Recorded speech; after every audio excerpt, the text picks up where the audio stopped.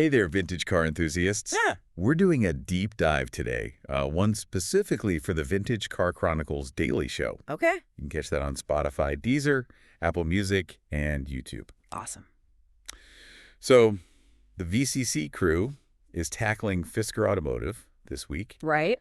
and they've asked us to go through all the research that they've done. Yeah. Sounds. Now, I got to warn you, Oh. this stuff is dense, Okay. but it is a fascinating story. All right. I'm intrigued. It's a wild ride through electric ambition and some pretty spectacular bumps in the road.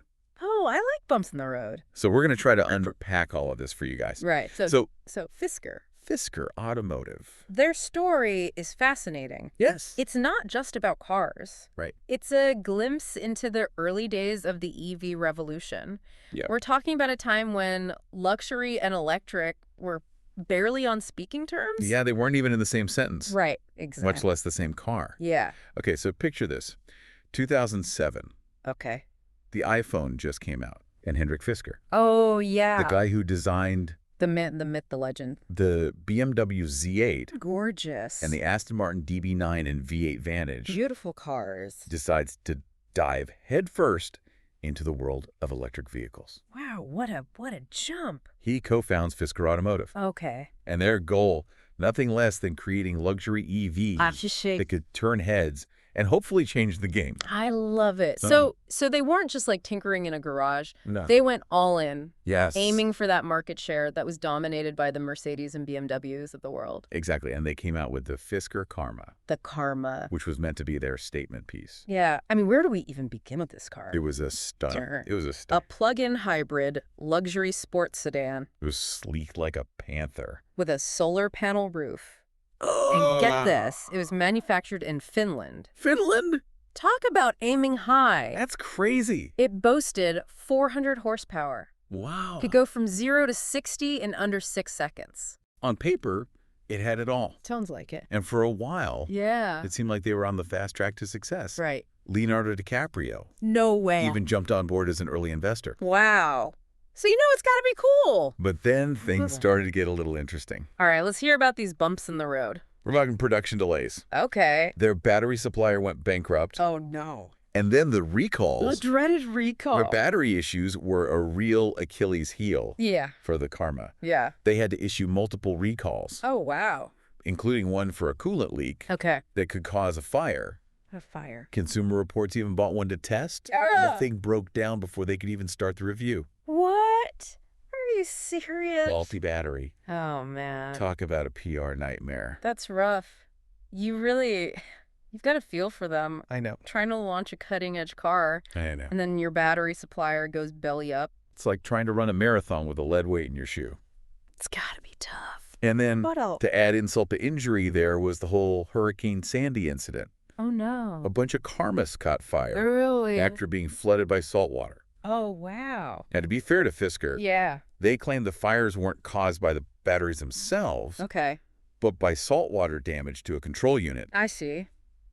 Still not exactly the kind of headline you want Yeah. when you're trying to build confidence in your brand new electric car. Right. You're trying to get people to buy this thing. Yeah. It definitely raised questions about the reliability. Yeah. And let's face it, the safety. And then, as if things weren't complicated enough already, Oh, what?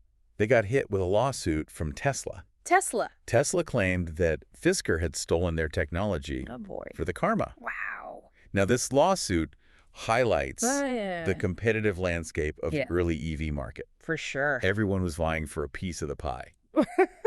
And the stakes were incredibly high. Absolutely. Fisker ended up winning the lawsuit, Right. but the legal battle Yeah. undoubtedly Yeah. drained their resources Right. and diverted their attention from what they needed to focus on Totally. building and selling cars. It's almost Shakespearean, isn't it? It is. Ambitious, visionary company. Yeah. Striving to create something groundbreaking. Yeah. Only to be beset by all these challenges. It's a classic tale of ambition colliding with reality. Yeah. And it raises an important question. Okay. Was Fisker simply too far ahead of his time? It's a great question, and one I think we need to delve into more deeply. We're going to examine that Okay. in part 2 of this deep dive, Right. where we'll look at the Karma's technology in more detail. Okay. We'll explore its reception in the market Gotcha. and dissect the controversies that Uh-huh. ultimately led to Fisker Automotive's downfall. I can't wait. So stay tuned. I'm hooked. Welcome back to our deep dive into Fisker Automotive. Back for more. In part one, we kind of set the stage. Yep. With Henrik Fisker's ambitious vision and the Karma's rocky start. Yeah, it was. Now let's get under the hood, so to speak. All right, let's do it. And take a closer look at the technology that powered this groundbreaking, yet ultimately flawed machine. The technology was interesting, for sure. It was. The Karma wasn't your typical hybrid. Right. It used what's called a series hybrid system, sometimes referred to as a range-extended electric vehicle, or REV. RE. And what's fascinating here is that the gasoline engine didn't actually directly power the wheels. Really? It acted as a generator to charge the battery, Oh. which in turn powered the two electric motors that drove the car. So it's like having a portable power plant on board. Yeah, kind of. But for those of us who aren't engineers, what did that mean for the driving experience? Well, it meant they could boast a pretty impressive combined output. Okay. 403 horsepower. Wow. And 959 pound-feet of torque from the electric motors. Yeah, it's got to be pretty zippy. Yeah, it translated to a 0 to 60 mile per hour time of just under 6 seconds. Wow, that is pretty impressive. Which was quite impressive for a luxury sedan back then. Yeah, especially back then. Yeah. What about the range, though? That's a good question. How far could you go on battery power alone? Yeah, before that gas engine kicked in. Right. Well, the EPA rated the Karma's all-electric range at a modest 32 miles. 32 miles. Not exactly groundbreaking. No, not really. Especially compared to what we see today. Well, especially compared to today, yeah. But this was over a decade ago.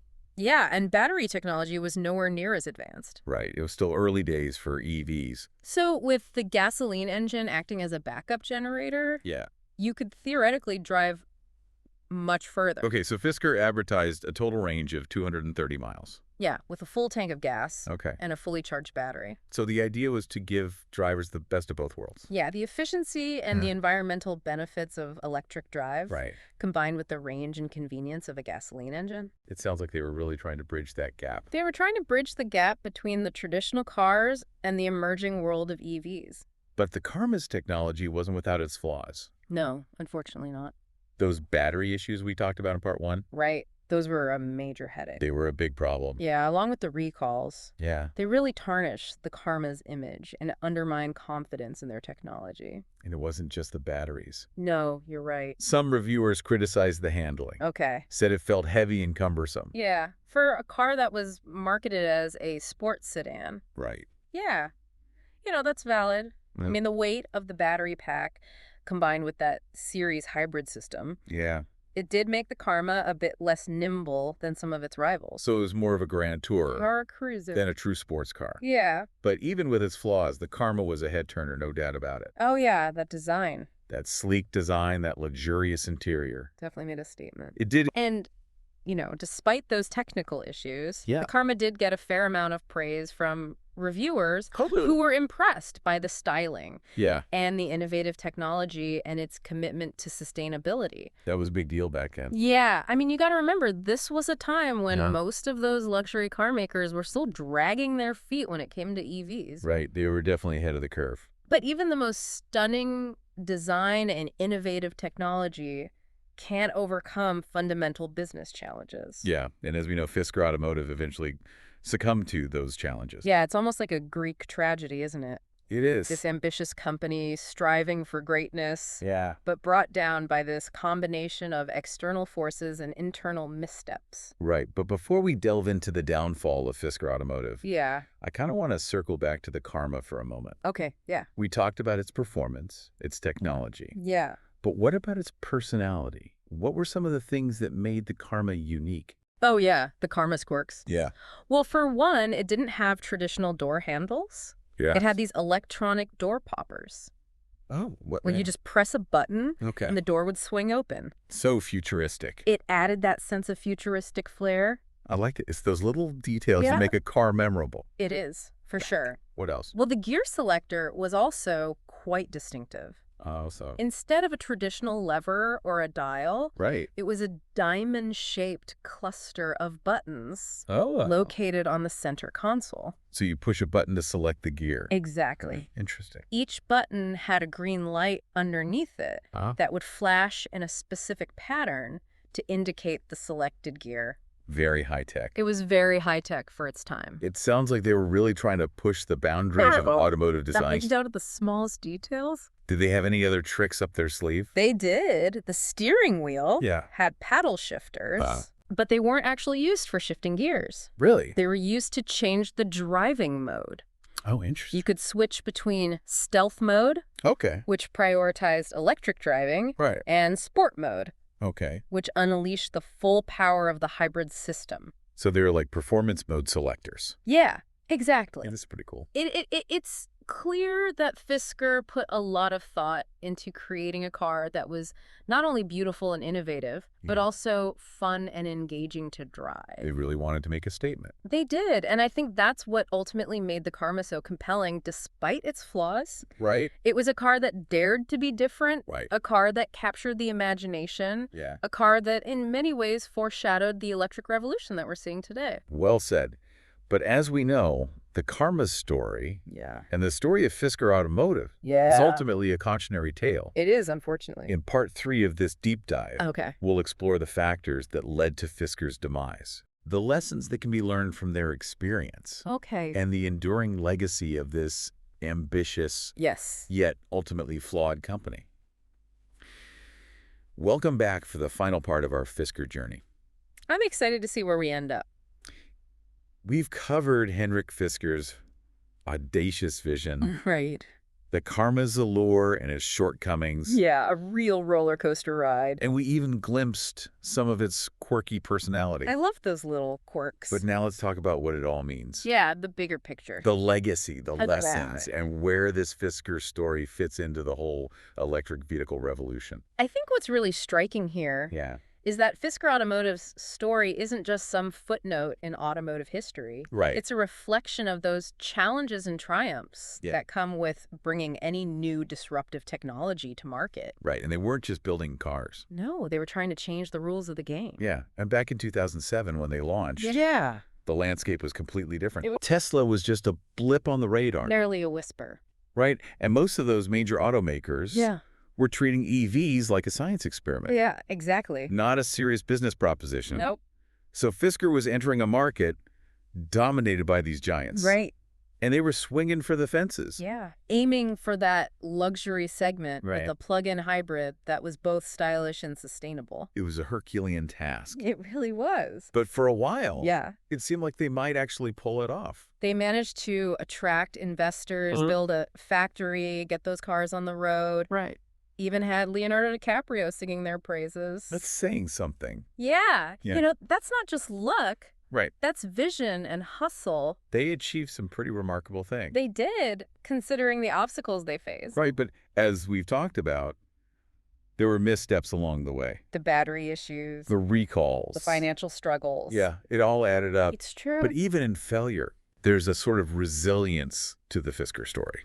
Right. I mean, the Karma didn't just disappear. Right. It was resurrected under Karma Automotive. Right. And Henrik Fisker himself didn't just fade away. No, he founded Fisker Inc. Yeah. And he's still out there pushing the boundaries of EV design. So it's like they planted a seed, and even though they didn't get to see it fully bloom, they enriched the soil for the electric revolution that's happening today. So when people look back at Fisker Automotive, what do you think they'll remember? I think they'll be remembered as pioneers, as risk takers who dared to challenge those norms of the automotive industry. I think so too. They showed the world that sustainability and luxury could go hand in hand. And they did it with style. They weren't just building machines, they were creating experiences. And that's something that resonates with EV makers today.